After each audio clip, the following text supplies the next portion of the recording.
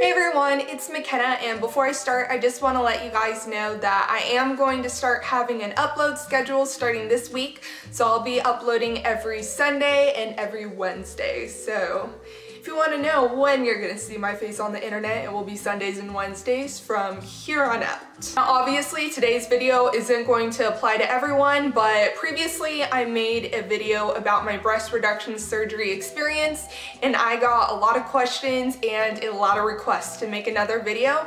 So this is a follow-up to my previous video, which I will link in the screen right here somewhere if you have not seen that yet. So if you're looking for more information on breast reduction surgeries, I talk about my surgery and the whole story on that video, so you can go ahead and click the link and learn more about my experience. But as I said, today I'm just answering a lot of questions that have been asked, and if you guys have any other questions about breast reduction surgeries, you can go ahead and comment them down below, or if you want it a little more private, you're more than welcome to either message me here on YouTube, or you can always email me. I have my email listed down below, and I do prefer for it only to be used for business reasons, but I have had some people contact me via email, and I'm totally okay with that because I get that it's kind of a personal topic, and if you don't want it out there, you can, personally email me. I'd be more than happy to answer your questions. And if I get a ton more questions that haven't been answered yet about my surgery, I'd be more than happy to make another video, because honestly, one of the reasons I made this channel was not only because obviously I want to make beauty and fashion videos, but I had a breast reduction surgery, and I know before I got my surgery, I was looking up all the videos I could on it because I wanted to be educated on what I was about to do to my body. So I want to be able to put videos out there that can help you guys, and honestly, if you have any questions, feel free to ask me. So I made a little cheat sheet on my phone so I don't forget the questions that have been asked. So if you see me looking at my phone, I'm just remembering what you guys asked, so I can hopefully get all this information out there. So the first item of discussion is insurance. So what kind of insurance do I have, and how did I get them to accept the surgery? I have TRICARE, and if you don't know, that is military insurance, and they're kind of hit and miss with what they'll accept. And the breast reduction surgery was definitely a hit or miss kind of thing. As I talked about in my previous video, my surgeon said I was an excellent candidate for the surgery, but knowing TRICARE, I had no idea if I was going to get the surgery. I mean, they wouldn't approve for me to get Botox in my armpits so I wouldn't sweat. So I didn't know if they were going to approve this surgery, especially because I wasn't huge. I had rather large boobs. I had F's, so obviously they were really big for my little tiny frame, and I couldn't hold the weight. But there are girls who have and had way bigger boobs than me. So to get TRICARE to accept this surgery, what was suggested to me was to write a letter telling them why I needed this surgery and why they had to accept it. So I was very demanding in this letter. It was about a 2-page letter, and I just told them, like I said, why I need this surgery and why they need to approve it. And this was actually suggested to me with someone who had different insurance, who did it for a different surgery. So I know this works with multiple insurance companies. So if you're trying to get a surgery, write a letter to your insurance company, do a sob story, tell them why you need the surgery, and I guarantee it will help you out so much. Another thing I did was I had my pediatrician write a letter for me. My pediatrician knew I needed this surgery, so she just did a short, sweet letter saying that I needed this surgery, that it was going to help me out. So I would also suggest not only writing your own letter, but having your family doctor, pediatrician, whoever you go to, your normal doctor, have them write you a really short letter saying you need this surgery, because if you get a doctor telling your insurance you need the surgery, then you're set. But honestly, sob stories do work, so use one. The next topic of discussion is scarring. So a lot of people are asking if I have scars and if they're really bad and if they've affected my confidence. So I do have scars. The scarring is around, down, and underneath. The stitch they did is called an anchor stitch, and I mean, obviously you're gonna have a scar because they cut you open and sew you up, so it's going to happen. I had my surgery back in May. It's now January, so it's been about 6 months since I had my surgery, and my scars are completely white now, and they are still a little bit raised, but part of that is my fault because I didn't use lotion as much as I was supposed to, and I never used scar cream ever. ever. So if you use lotion and scar cream like you're supposed to, the scars will fade way more than mine have, but mine have faded so much. The scars are pretty unnoticeable. I've worn super low cut shirts and string bikinis and you can barely tell at all. You can tell a little bit right here, but it's nothing horrible. And honestly, I think scars are pretty cool. So the scars have not affected my confidence at all.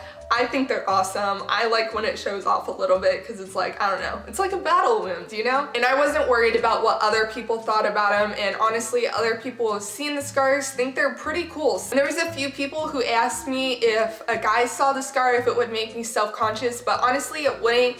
After I got the surgery, I had random guys from school asking to see the scars, which of course I said no, but my point is guys think scars are pretty cool. They fade quite a bit, and I mean, it's a battle wound. It shows that you won, right?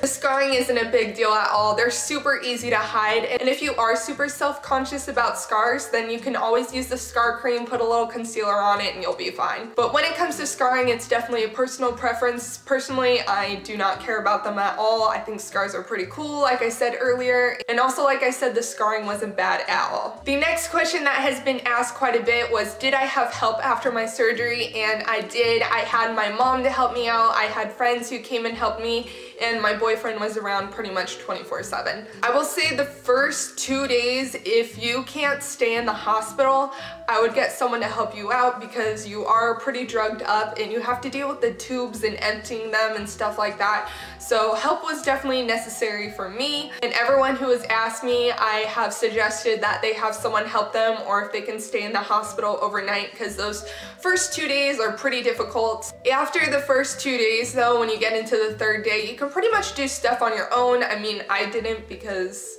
I was getting help, so why not? But if I had to, I know I could, well, I did. I could get myself to the bathroom. I had a box of saltines and some water bottles, so I mean, I was fine, I was set. But in short, the answer is yes, I did have help, but after the first day or two, you do not need help. You can do it on your own. The recovery honestly isn't that bad. Now, the final and most asked question is if I have any tips for you guys, which I do have a couple tips. My first main tip is to stock up on water bottles and saltines.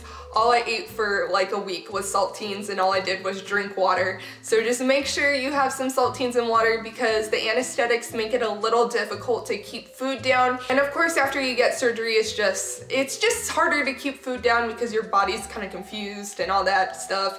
So I definitely would suggest keeping a lot of water and saltines on you because those are easy to keep down, and I think it's pretty tasty. The next tip is, because you'll be bedridden, make sure you have lots and lots of movies. And if you have your computer or anything like that, just make sure you have some entertainment with you because you do get pretty bored. I got pretty stir crazy and I tried going out of the house it was a week after I had the surgery, and that was not the best idea. I mean, it's fine to go out of the house, but I worked myself a little too hard. So I would definitely suggest having stuff to keep you entertained in your bedroom or your living room, just wherever you're lying. Just make sure you have movies and books and stuff like that because you definitely will need stuff to keep you company.